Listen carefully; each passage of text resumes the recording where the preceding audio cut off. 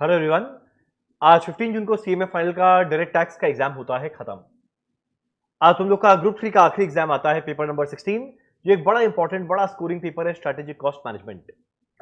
आज जो लोग सिंगल ग्रुप दे रहे हैं, इस वीडियो को लास्ट तक देखना, हम लोग बड़ा डिटेल में डिस्कस करेंगे किस तरीके से हम लोग को एसएम को प्रिपेयर करना है। और जो बोथ ग्रुप दे रहे हैं, तुम लोग पहले कल अपना इंडायरेक्ट टैक्स का एग्जाम दे दो, उसके बाद आकर इस वीडियो को रेफर करना किस तरीके से एसएम को प्रिपेयर करना है।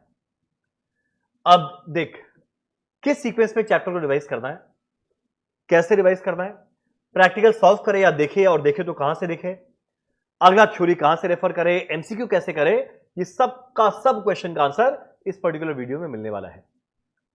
तो मेरा पहला बात, सबसे पहले आगे बढ़ने के पहले देखते हैं कि हमारा पेपर पैटर्न क्या है और इसके बेसिस पे ना किस सीक्वेंस पे रिवाइज करना है, वो हम लोग को सबसे पहले असेस करना है।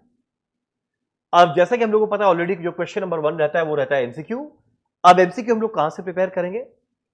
अब मैंने ना एससीएम के अंदर में एमसीक्यू को चैप्टर वाइज प्रिपेयर करके अपलोड किया यूट्यूब में। जरे रैंडम बेसिस पे नहीं है जहां पे सारा चैप्टर मिक्स हुआ है। मैंने सबसे पहले चैप्टर वाइज सेग्रीगेट किया, उसके बाद पूरे के पूरे एमसीक्यू वीडियो को अपलोड किया यूट्यूब के अंदर में। तो अगर वो वीडियो तुम लोग लास्ट तक देख लिया तो यकीन मानो एमसीक्यू का झमेला खत्म। इजीली तुमको 30 में 24, 26, 28 मिलेगा। तो जो मेरा यूट्यूब के अंदर में एमसीक्यू वीडियो बना के डाला हुआ है, उसको जरूर जरूर अच्छे से देखना। लिंक कहां मिलेगा? हमारे टेलीग्राम चैनल में रहेगा। उस टेलीग्राम चैनल का लिंक इस वीडियो के डिस्क्रिप्शन में ज्वाइन करना, तुम लोगों को पूरा का पूरा चीज वहां पर अवेलेबल रहेगा। तो पहला बात, इसको रेफर करने वाले हैं एमसीक्यू वीडियो से। 30 मार्क्स डन।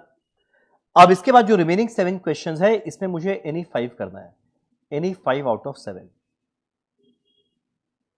आज जब एनी 5 आउट ऑफ 7 करेंगे, क्वेश्चन उठता है उसमें 5 कौन सा रहेगा, वो डिपेंड करता है जब तुम लोग प्रिपेयर किया था, जब रिवाइज किया था, तुम लोग क्या चीज को अपना स्ट्रेंथ बनाया था। और एसएम को स्ट्रेंथ बनाया तो पहले एसएम वाला पोर्शन रिवाइज करेंगे, और कुछ लोग जिन्होंने क्यूटी या ओआर को अपना स्ट्रेंथ बनाया, वो क्यूटी ओआर को पहले रिवाइज करेगा। अब जैसे क्वेश्चन नंबर 2 को देखे तो हमारा क्वेश्चन नंबर 2 फिक्स है, जहां पे एक सिंगल क्वेश्चन आता है 14 मार्क का, जो आइदर रेलेवेंट कॉस्टिंग रहेगा या मार्जिनल कॉस्टिंग सीवीपी के डिसीजन मेकिंग से आएगा। इसमें लिमिटिंग फैक्टर हो सकता है, मेक और बाय हो सकता है, ऑपरेटिंग कॉस्टिंग हो सकता है, सब कॉन्ट्रैक्टिंग हो सकता है, इनमें से कोई भी टॉपिक रह सकता है। और एक फुल फ्लेजेड बड़ा 14 मार्क का आता है। तो ये 14 मार्क के क्वेश्चन को अटेम्प्ट करने के लिए हम लोग को इतने सारे चैप्टर को पढ़ना पड़ेगा कि ये मुझे नहीं पता एग्जाम में कौन सा आने वाला है।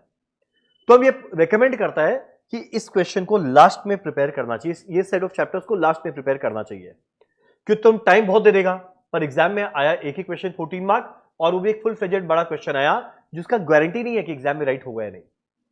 तो पहले क्या अटेम्प्ट करना चाहिए? जिनका ट्रांसफर प्राइसिंग पड़ा हुआ है वो लोग ट्रांसफर प्राइसिंग पर, खाली ट्रांसफर प्राइसिंग करने से काम नहीं बनता। इसमें 2 पार्ट है, और दूसरा पार्ट में आइदर टारगेट कॉस्टिंग आता है या लाइफ साइकिल आता है। तो देख, ये वाला पार्ट तो बड़ा इजी वाला है। अब ट्रांसफर प्राइसिंग ढंग से पढ़ा है तो जैसे ही ये 3 चैप्टर किया, तुम्हारा एनी 5 में से पहला क्वेश्चन अटेम्प्ट हो जाएगा। अब इसके बाद activity based costing and throughput, एक और बड़ा इजी सी चैप्टर्स है, तो मुझे लगता है ये कर लेना चाहिए। और ये करने के साथ साथ में तुमको थ्योरी करना पड़ेगा। अच्छा, एबीसी करो ना थ्रूपुट के संग में जिट भी करना। तो एबीसी थ्रूपुट जिट में से कोई एक क्वेश्चन आएगा, अगला थ्योरी आएगा।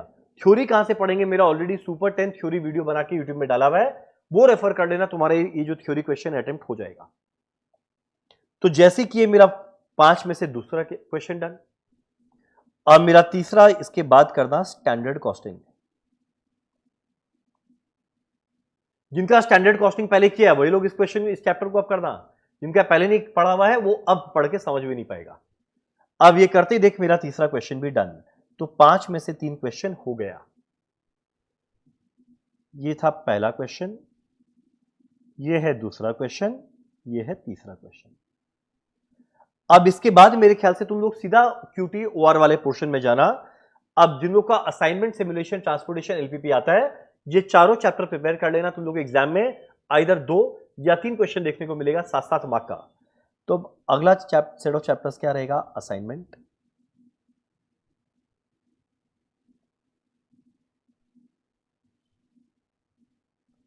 मेरा अगला रहेगा सिमुलेशन, मेरा अगला रहेगा ट्रांसपोर्टेशन, मेरा अगला रहेगा एलपीपी।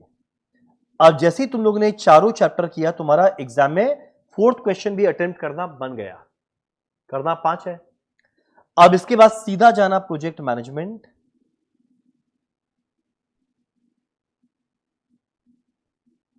सीधा जाना project management and learning curve में। जैसे ये किया, देख तेरा पांचों क्वेश्चन एग्जाम में अटेम्प्ट हो जाएगा। अभी भी देख, फोरकास्टिंग टच नहीं किए, मैक्सिमम मिनिमम टच नहीं किए, गेम थ्योरी टच नहीं किए, एंड इतना बड़ा segment of marginal costing touch नहीं किए, स्टिल तुम 5 क्वेश्चन एग्जाम में अटेम्प्ट कर लेगा।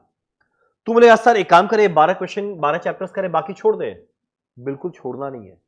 ये 12 पहला प्रायोरिटी बेसिस रहेगा जिसपे करना है तुम लोग को। जब ये हो जाए, इसके बाद तुम लोग अगला करेगा बिजनेस फोरकास्टिंग,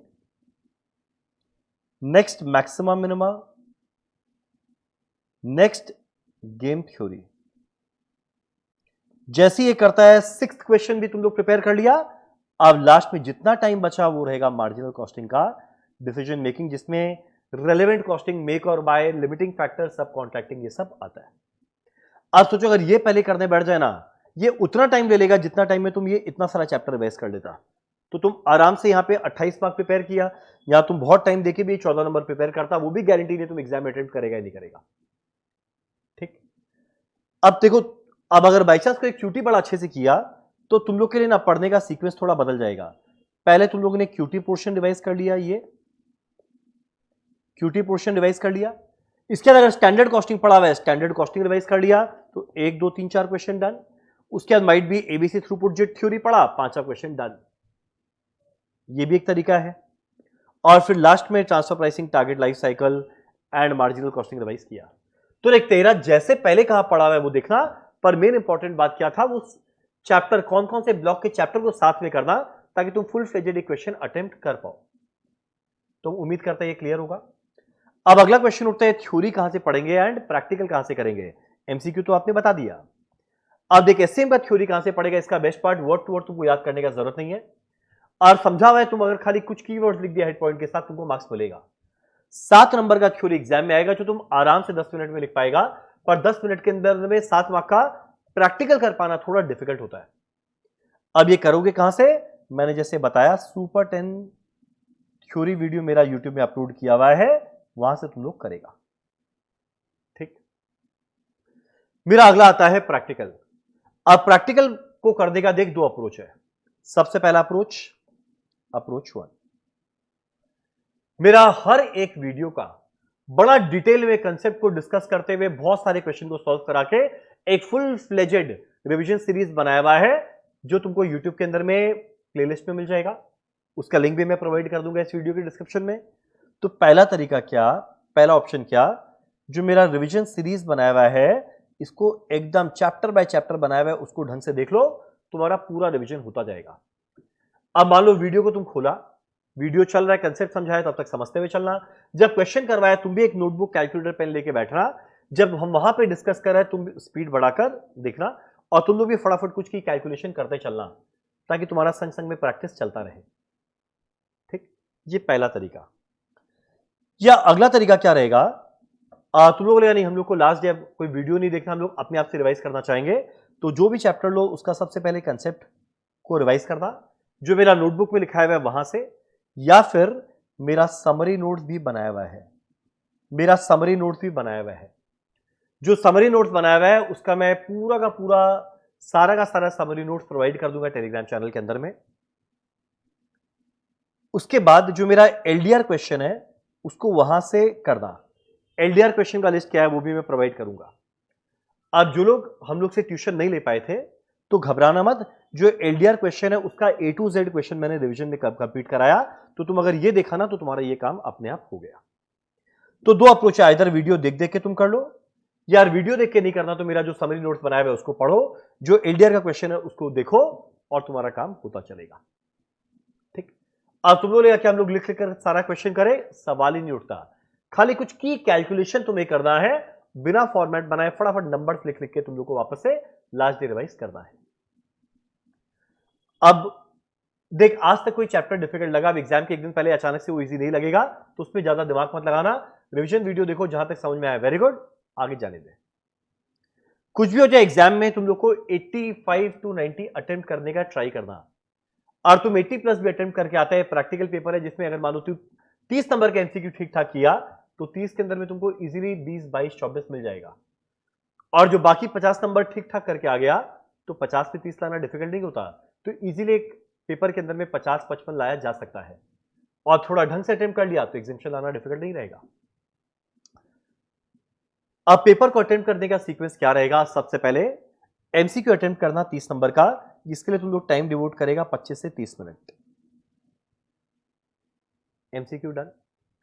अब इसके बाद सबसे पहले एससीएम वाला पोर्शन करना, पहले ओआरक्यूटी वाला पोर्शन मत करना, पहले एससीएम वाला पोर्शन करना। कोई 2 क्वेश्चन कर लेना 14 मार्क का, 28 मार्क्स डन। कितनी देर में करना सर 2 क्वेश्चन? 2 क्वेश्चन तुम लोग कंप्लीट करोगे 1 आवर में, 1 घंटा लगाना, और 2 क्वेश्चन 14 नंबर का 2 क्वेश्चन अटेम्प्ट करना। इसके बाद ओआर में जाके 2 क्वेश्चन अटेम्प्ट कर लेना, कितना 28 मार्क्स हो जाएगा। कितना घंटा लगाना? 1 घंटा में 14 मार्क का कर लेना, तो आधा घंटा इधर गया, 1 घंटा इधर गया, 1 घंटा इधर गया, 2.5 आवर गॉन। अब लास्ट का 30 मिनट के अंदर में तुम लोग को एक और क्वेश्चन करना है, वो कौन सा क्वेश्चन रहेगा वो डिपेंड करता है तुमने एससीएम बेटर प्रिपेयर किया था या ओआर। अब एक बात बोल रहा है, पूरा पेपर कंप्लीट करने के चक्कर में हड़बड़ा के गड़बड़ाना मत, भले ही थोड़ा अगर एक्स्ट्रा टाइम लगे, मान लो एग्जांपल दे रहे 7, 8 नंबर का छूटा, 10 नंबर का छूटा, कोई बात नहीं, पर जो एटलीस्ट करो वो ढंग से करके आना। अब एक डिफिकल्ट पेपर भी आया ना, उसके अंदर में भी एग्जामिनेशन आना उतना डिफिकल्ट होता नहीं है। पेपर आता है 128 मार्क का, मानते हो? 100 नंबर का नॉर्मल पेपर, 14 नंबर का 2 अलग ऑप्शन रहता है, 128 मार्क का पेपर। 30 मार्क एमसीक्यू तुमने अगर हमारे वीडियो से अच्छे से प्रिपेयर किया तो इसके अंदर में 22 से 24 लाना डिफिकल्ट नहीं रहेगा। अब ओआर आएगा 42 मार्क का, एससीएम आएगा 42 मार्क का, तुमको एक पोर्शन को ढंग से बनाकर जाना है, और ये रहा तो इसके अंदर में लेट्स से 28 आ सकता है, 25 से 28, तो तुम यहां पे 28 मार्क की अटेम्प्ट करोगे, इसमें 20 आ सकता है, तो 24 प्लस 20 44 प्लस 28 72 मार्क के आसपास। चलो to be on a safe side, मान लो एग्जांपल देते हैं, तुम 42 मार्क के अंदर में खाली 20 ही ला पाया, उतना तो आएगा स्टेप मार्किंग करते हुए भी, और लेट्स से जो तुम 28 नंबर का है इसके अंदर में तुम खाली 12 नंबर ला पाया, तब भी देख 24 plus 12 36 plus 20 56, 50 plus in a difficult paper is very good. तो इन शॉर्ट हम लोग एससीएम के अंदर में किस सीक्वेंस में रिवाइज करेंगे मैंने बताया। अब क्या क्या रिसोर्सेज मैं तुम्हें देने वाला हूं, सबसे पहले मैंने रिवीजन सीरीज जो है उसका प्लेलिस्ट, इसके बाद हम लोग देने वाले हैं जो हमारा एमसीक्यू वीडियो है उसका, तीसरा हम प्रोवाइड करेंगे थ्योरी वीडियो, फोर्थ हम देंगे समरी नोट्स, फिफ्थ हम देंगे एलडीआर क्वेश्चन लिस्ट। परफेक्ट है। सो आई थिंक ये जो रिसोर्सेज है तुम लोग के लिए मोर देन सफिशिएंट है अपने एससीएम को अच्छे से प्रिपेयर करने के लिए। चलो डन, एग्जाम फैंटास्टिक जाएगा, ऑल द बेस्ट।